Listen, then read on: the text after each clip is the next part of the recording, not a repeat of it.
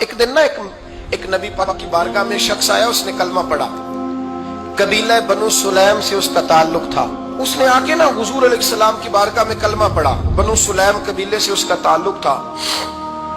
نبی کریم علیہ السلام نے اس سے اس کی مالی حالت پوچھی تو عرض کرنے لگا, یا رسول اللہ صلی اللہ علیہ وسلم, میرے قبیلے میں 3000 لوگ ہیں اور سب سے غریب میں ہی ہوں. نبی کریم صلی اللہ تعالی علیہ وسلم نے فرمایا اس کی مدد کرو بھائی. حضرت سعد بن عبادہ اٹھے تو انہوں نے نا اس کو کہا کہ میری اونٹنی باہر کھڑی ہے, تو یہاں سے اٹھ کے چل, میں اونٹنی تجھے دیتا ہوں. مولا علی شیر خدا اسی وقت اٹھے اور آپ نے اپنے سر سے امامہ شریف اتارا. فرمایا میں نے کل ہی خریدا ہے, یہ میں تمہیں تحفے میں دیتا ہوں. حضور نے نا حضرت سلمان فارسی کی ڈیوٹی لگائی. فرمایا اسے سواری بھی مل گئی, کپڑے بھی مل گئے, اس کے کھانے کا بندوبست کر, پتہ کر کس گھر میں کھانا ہے تو لا. حضرت سلمان فارسی کہتے ہیں میں گلی میں نکلا تو پہلی نظر میری سیدہ فاطمہ کے دروازے پہ پڑی. میں نے دستک دی, سیدہ فاطمہ اندر سے بولی کون ہے؟ میں نے کہا میں غلام سلمان فارسی.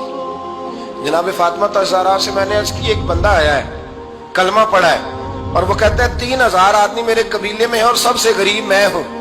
تو اماں جی اس کو مولا علی نے امامہ دے دیا ہے اور حضرت سعد بن عبادہ رضی اللہ تعالیٰ عنہ نے اونٹنی دے دی ہے.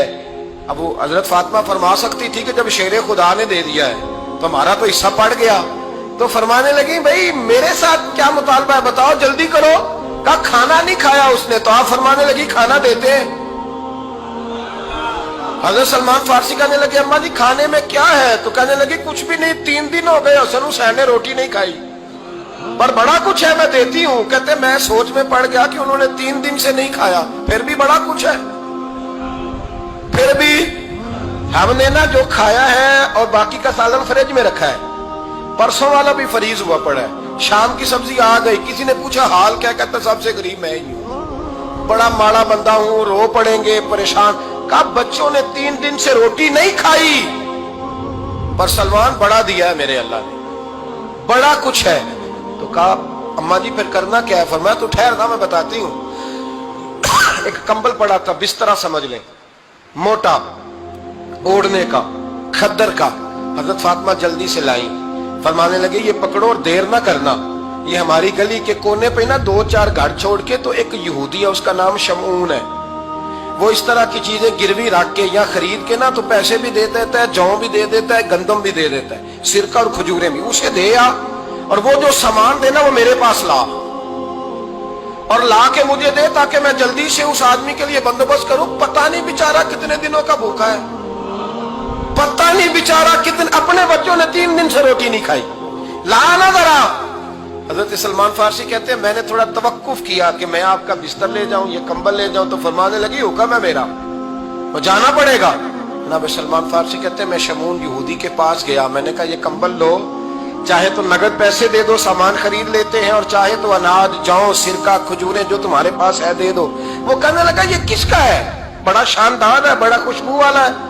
تو کہا یہ مولا علی کے گھر سے آیا ہے, پاک بی بی نے دیا ہے کہ اس کو گروی رکھ لو اور مہمان کے لیے کچھ دے دو. کہا مہمان کون سا؟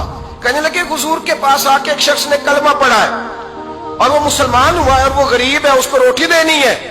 تو وہ شمعون یہودی کہنے لگا میں بھی تو رات پڑھا کرتا تھا, تو آج ہی سویرے میں نے پڑھا ہے, آج ہی سویرے پڑھا ہے, ابھی پڑھا ہے. میں بڑی دیر سے حضور آئے تھے پر میری آنکھوں پہ پردہ ہی رہ گیا. مقدر سکندر کا دیکھو کہ پیاسے چلے جا رہے ہیں کنارے کنارے, میں پیاسا ہی مرنے لگا تھا. آج ہی میں نے پڑھا ہے کہ جو آخری امت آئے گی نا, اس امت میں جو رسول اللہ صلی اللہ علیہ وسلم کے قریبی ہوں گے, ان کا کمال یہ ہوگا کہ وہ اپنا پیٹ پر پتھر باندھ کے دوسروں کی مدد کیا کریں گے.